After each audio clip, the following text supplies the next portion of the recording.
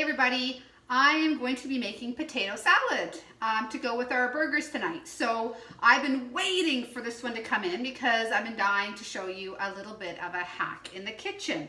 And for all my Alberta friends, I apologize in advance. However, these are Canadian based potatoes, but I'm going to show you the biggest hack ever for creamy potato salad.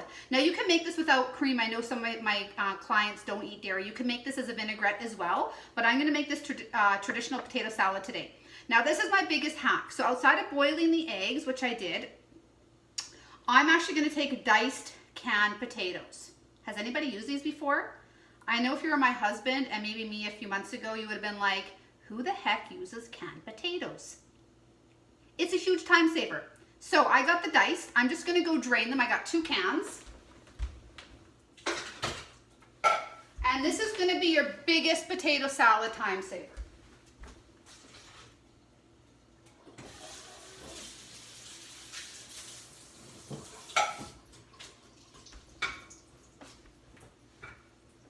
Okay, well we let those drain. So I've got potatoes. Hey, pretty awesome. You can get these whole, which I love to roast, or you can use these in your potato salad.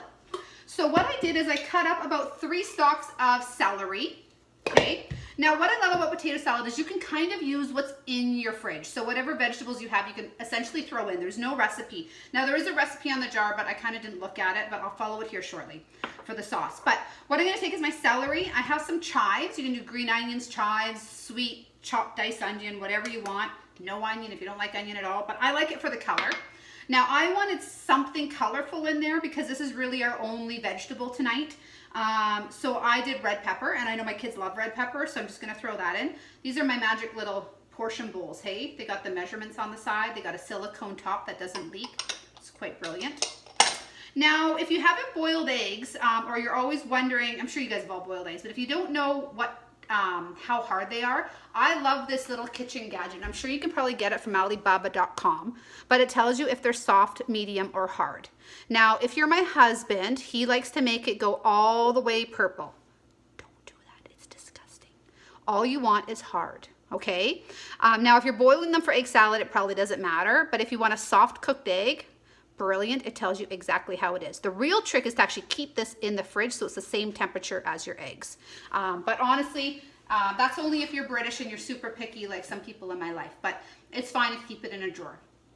But I just had to share this little tip with you because I actually used it for breakfast this morning and I thought I would share it given that I'm doing eggs. So you're gonna cut up some eggs. If you love eggs in your salad, you can add more. If you're allergic to eggs, you can add less and none. This is really just a personal preference. If you have a wonderful little egg cutter upper, you can use that too. So I'm just gonna throw some eggs in there. I'm gonna throw in 2 cans of diced potatoes. This really is gonna come together super quick and is perfect for all those picnics that we're gonna have here shortly as the weather gets better. I heard you Vancouver folks already have some pretty nice weather. Kind of jealous, but we'll get there. I have faith. So I couldn't remember why on earth I got this bowl out. Now I remember. So we're gonna make the sauce. So we're gonna take 2 tablespoons of the creamy potato salad dressing. And I forget, I think it's a half a cup of yogurt and a half a cup of mayonnaise. I actually haven't used this dressing yet. I make potato salad all the time, but I haven't had this. So, where on earth is it? Half a cup of mayo and Greek yogurt. I don't have Greek yogurt. I always buy the 6% Balkan. So it's about half and half. So I'm gonna do about a half a cup of yogurt. I see my family left something in there. I hate when people cross-contaminate.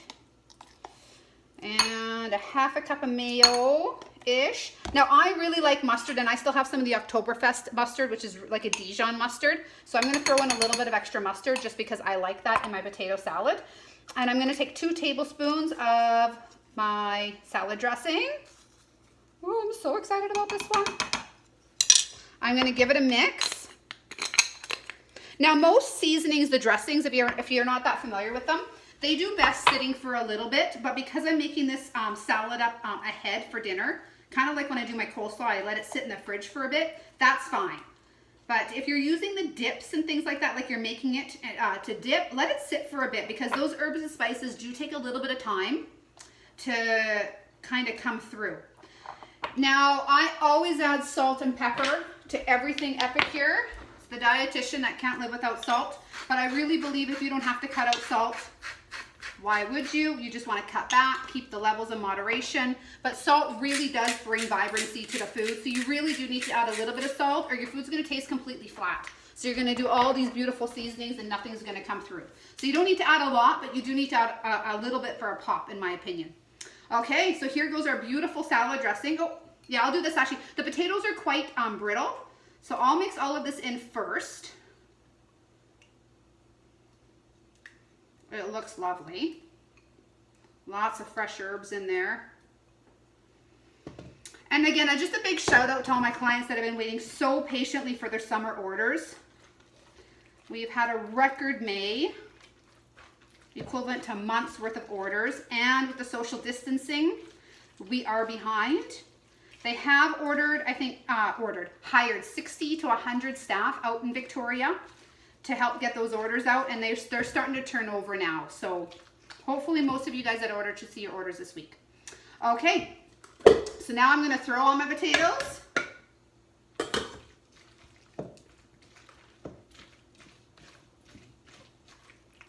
And this just cuts your time. I mean, there's nothing quite like boiled potatoes on your own, but seriously, I just don't have time. Like, you know, I get home from work, our kids are crazy, my husband's home with the kids, but we can't get anything done because Isaiah's so darn busy.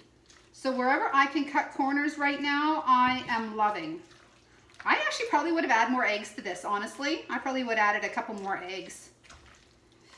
But there you go. You have a potato salad. Now, one thing I like about potato salad is I love bacon in it. So I'm going to use my Better Than Bacon. This is a vegetarian bacon. It tastes fabulous. I got my mom hooked on it, who never thought she liked bacon, but I told her she needed it.